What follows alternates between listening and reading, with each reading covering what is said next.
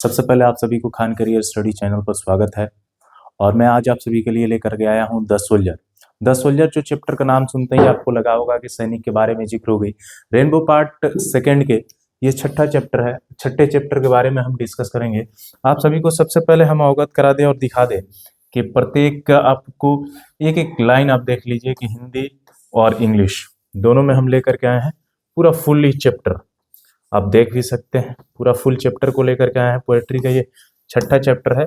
और इससे पहले हमने आपके 5 चैप्टर पढ़ाए हैं। पांचों जाकर के खान करियर स्टडी के चैनल पर देख सकते हैं और उसमें आप पढ़ सकते हैं। और आपके लिए बेनिफिशियल ये है कि खान करियर स्टडी चैनल पर अब प्लेलिस्ट बना दिए गए हैं। तो आप जाकर के इंग्लिश रेनबो पार्ट 1 के प्लेलिस्ट में जाकर के पूरे वहाँ आपको 5 चैप्टर मिल जाएंगे। उसी प्रकार नितेश सर जो आप लोगों के बायोलॉजी पढ़ा रहे हैं उनके 4 चैप्टर के प्लेलिस्ट मिल जाएंगे। जैसे आपके आसिफ सर पढ़ा रहे हैं उस प्रकार से उनके फिजिक्स के जो प्लेलिस्ट हैं 10-10 क्वेश्चन के वो वीवीआई क्वेश्चन सॉल्व करा रहे हैं वो आपको मिल जाएंगे। फिर मैथ के जो हैं वो भी आपको मिल जाएंगे। आइए अब हम डिस्कस करना स्टार्ट करते हैं द सोल्जर के बारे में। द सोल्जर के बारे में जब डिस्कस करते हैं तो यहाँ देखते हैं कि द सोल्जर के लेखक हैं रूपर्ट ब्रूक, जिनका जन्म होता है 1887 में, मृत्यु होती है 1915 में। Was born in a well to do academic family. His father was a housemaster at Rugby School where Rupert was educated before going to King's College, Cambridge.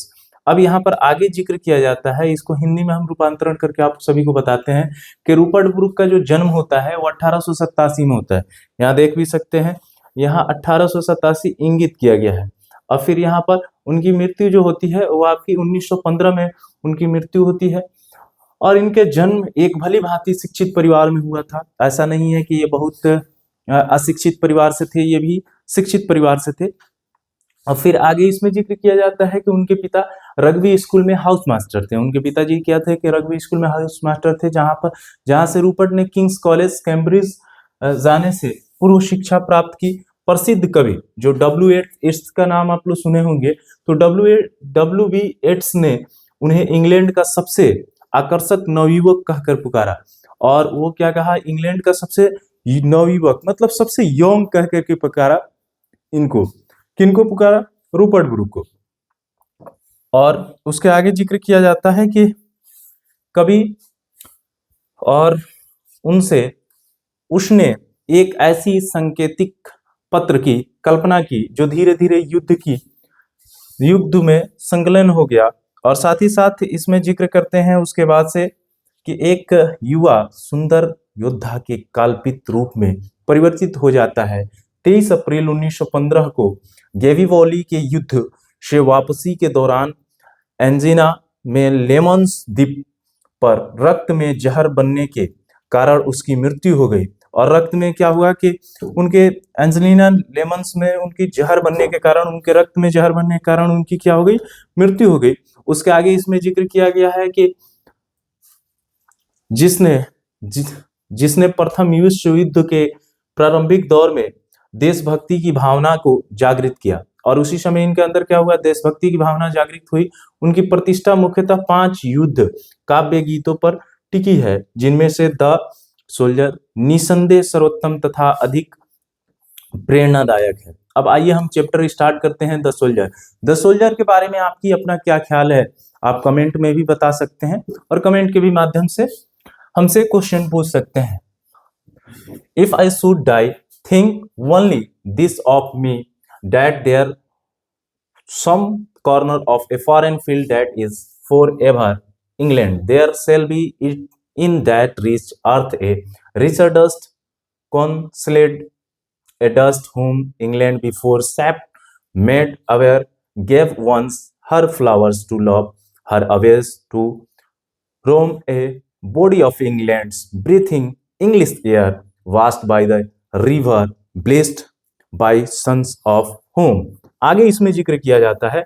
अब देखिए, इसको हिंदी में हम आप सभी को रूपांतरण करके बताते हैं और इसके बारे में व्याख्या करते हैं कि अगर मैं मरूं तो मेरे बारे में केवल यही सोचना कि विदेश में भी किसी कोने में एक भूमि का टुकड़ा है जो सर्वदा के लिए इंग्लैंड का है। जैसे ये कह रहे हैं कि मतलब मेरा देश से जब युद्ध होगा और मैं जब दूसरे देश में जा करके मरा जाऊंगा यानी शहीद हो जाऊंगा, तो उस देश में हमारी जो अस्थियां हैं उसको दफनाई जाएंगी, यानी मेरे जो शरीर है, मेरे जो शव है उसको दफनाए जाएंगे।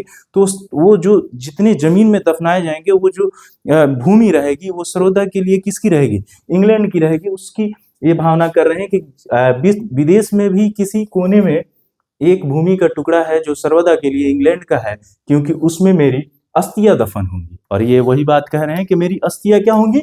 दफन होंगी। और पृथ्वी का वह मूल्यवान भाग अत्यधिक धूल के कारण छिपा हुआ है, और पृथ्वी अत्यधिक मूल्यवान होने के धूल के कारण वो क्या हुआ है? छुपा हुआ है।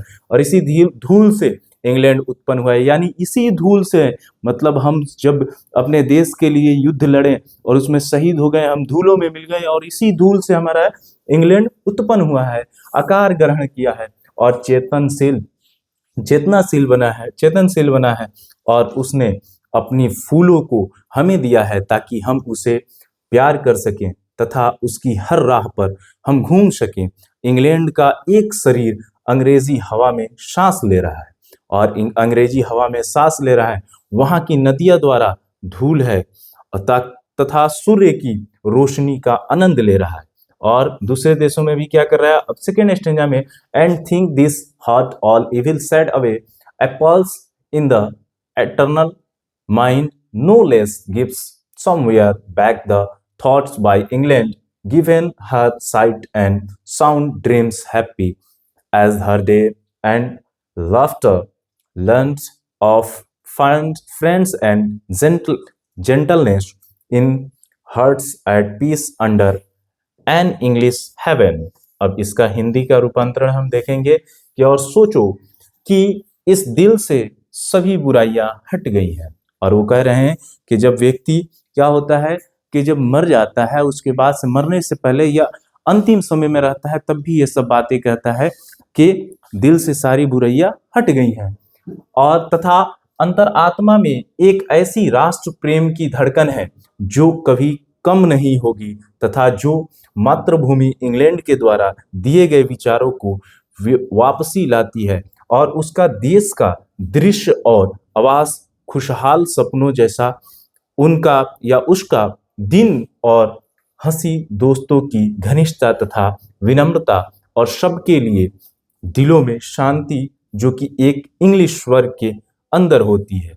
और आगे इसमें जिक्र करते हैं कि जो कि इंग्लिश स्वर के व्यक्ति जब मर जाते हैं जो कभी कम नहीं होगा, तथा मातृभूमि इंग्लैंड के द्वारा दिए गए विचारों को वापसी लाती है। जैसे हर देश के जो सैनिक होते हैं वो अपने देश के लिए प्रेम को व्यक्त करते हैं और देशभक्ति अपने प्रस्तुत करते हैं।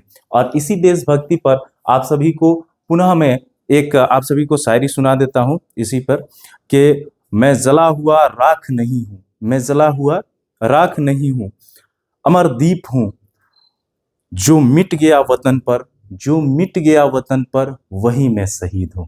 और निश्चित रूप से शहीदों को हमेशा याद किया जाएगा। आप सभी पढ़ाई करते रहिए ऐसे ही। जय हिंद, जय भारत। और ये द सोल्जर चैप्टर को हमेशा पढ़ के और आप सभी याद कर लीजिए पूरा। इसको हिंदी इंग्लिश में आप सभी के लिए लाए हैं, और प्रत्येक चैप्टर को आप पढ़िए, प्लेलिस्ट में जाकर के खान करियर स्टडी चैनल पर। तो अंततः सभी को धन्यवाद।